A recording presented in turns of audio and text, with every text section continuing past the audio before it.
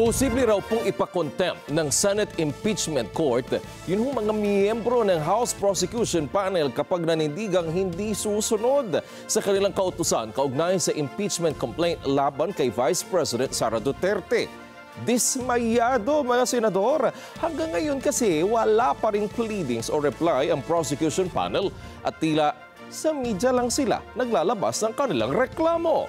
Mean Corvera, magbabalita.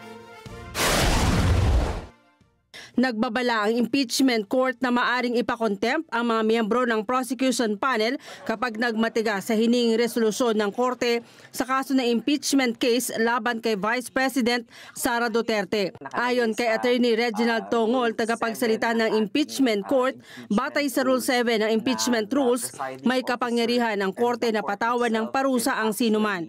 Ang alinmang panig-anya na hindi igagalang ang kautusan ng korte, maaari i-contempt kahit pa ang kampo ng Vice Presidente. Nakalagay sa Rule 7 ng ating impeachment rules na the presiding officer and the court itself can actually cite anyone in contempt na in disrespect of the court. So may power ang korte na motu proprio, meaning kahit walang sa kanya mag-motion na any party, may power din ng korte na kapag nag-motion, dun lang aakto ang korte na mag-contempt.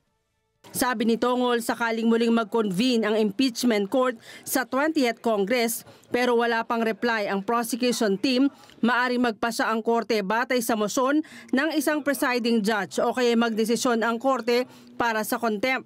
Gayaan yan ang sabi ni impeachment presiding officer Francis Escudero, mas mataas ang kapangyarihan ng korte kumpara sa mga prosecutors.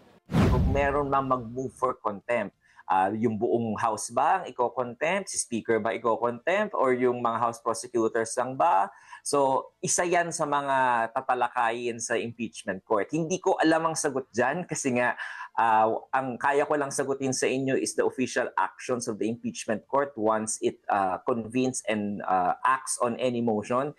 And as it is, wala pa naman ganung nangyayari, wala pang action ng korte, wala rin motion from any party.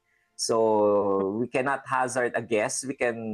Kaya natin mag-isip ng lahat ng posibilidad pero hindi na tayo makakasiguro. It's above my pay grade to hazard a guess as of this moment. Kinumpirma naman ni Tongol na hanggang ngayong araw wala pa silang natatanggap na anumang reply o pleadings mula sa prosecution panel at ang kanilang pahayag ay sa pamamagitan lang ng media. Payo niya sa Kamara maghain ng formal pleadings sa korte dahil baliwala ang anumang magiging pahayag sa media. Hindi pa po ma-take na officially informed po ang impeachment court kasi po pag sa korte baliwala po yung mga news na nire-report. Hindi po ganoon nagkakaroon ng information ang korte. Kaya tumayo rin si Senator Judge Cayetano noon, 'di ba? Sinasabi niya hindi pwede mag-judicial notice about these matters. Hindi siya parte ng judicial notice. Very formal na po kasi ang proceeding sa court. So, the only way that the court will be informed of this action by the House is upon the filing of a formal pleading of compliance attaching the resolution po ng mga House prosecutors regarding that matter.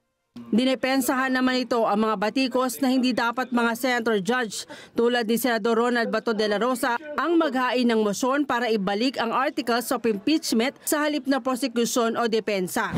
Na kung tatawagin natin kung sa Supreme Court yon na para i-bring into the attention of the court na baka may kulang dito sa nakahain sa atin.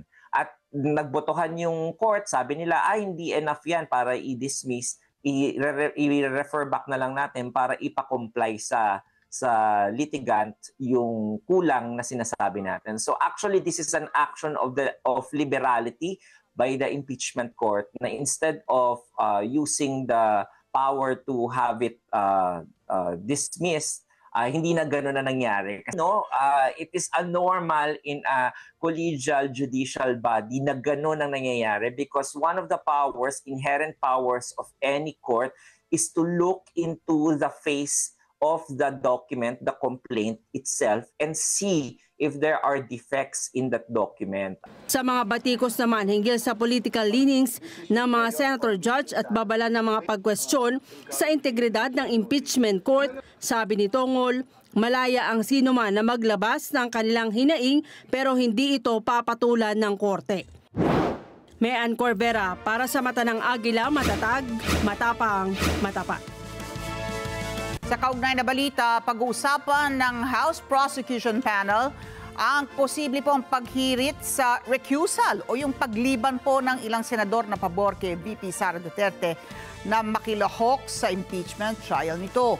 Sinabi ni Impeachment Prosecutor at Oriental Mindoro 1st District Representative Arnan Panaligan na tatalakayin ang susunod na hakbang sa issue sa pagbubukas po ng 20th Congress. Pero paglilinaw po ni Panaligan, maari lamang magsumite ng manifestations ang prosecution sa open court. Subalit, hindi naman nila magawa dahil hindi naman natuloy ang trial proper kahit na nakapag-convene na ang impeachment court.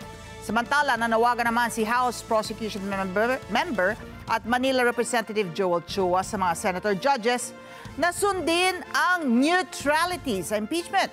Ilang senador kasi ang sumunod kay VP Sara Duterte sa Malaysia para sa paggunita ng Independence Day doon. Kabilang na po sina Senador Robin Hood Padilla at Senator Amy Marcos. Sinabi po ni Chua na itinakda ng rules of impeachment ng Senado na dapat mag-exercise ng neutrality ang mga uhupong senator judges, pero nasumpungan niya ang ilan na kahit ano ang mangyari ay nasa panig sila ni VP Sara. Bukod kina Padilla at Marcos, sinabi naman ni Attorney Christian Monsod na isa po sa bumalangkas ng 1987 Constitution na dapat ding mag-inhibit sa trial sina Senador Ronald Bato de la Rosa at Francis Tolentino na hayagang nanawagan para sa termination o pagpabasura ng impeachment complaint.